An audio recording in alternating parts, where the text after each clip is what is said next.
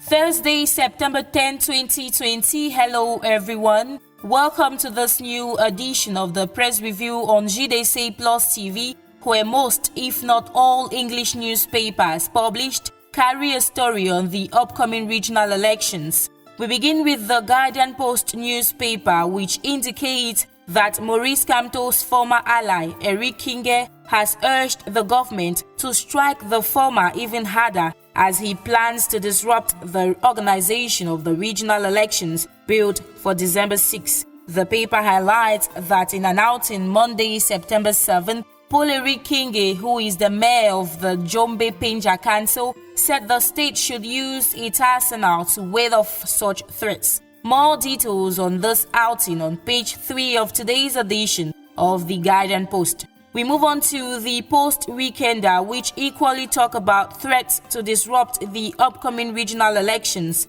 The paper focuses on the Kamto Atanganji battle, as the latter threatens the former with life imprisonment if he dares to disrupt the organization of the poll. The warning was given by the Minat boss during a press briefing he granted after the announcement of the date for the holding of the elections. Paul Atanganji concluded his address with this metaphor, and I quote, "If you shake a beehive, be ready to face the consequences because you can't even run away."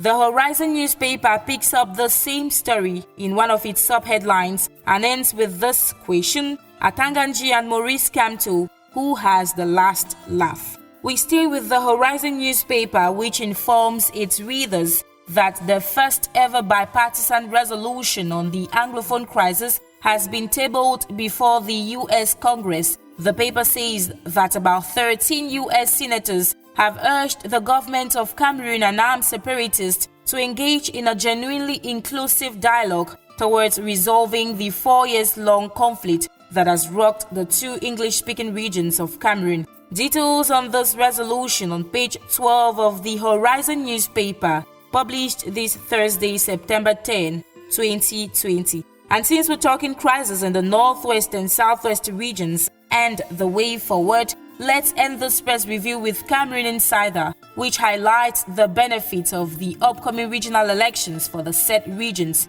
According to the bi-weekly newspaper, the elections is expected to activate structures that define the spatial status accorded to the regions following the holding of the major national dialogue. Details on these and more on pages 2, 3, and 4 of Cameroon Insider, published this Thursday. And that was all we had in store for you as far as today's edition of the Press Review was concerned. A big thank you for watching. On to our next edition.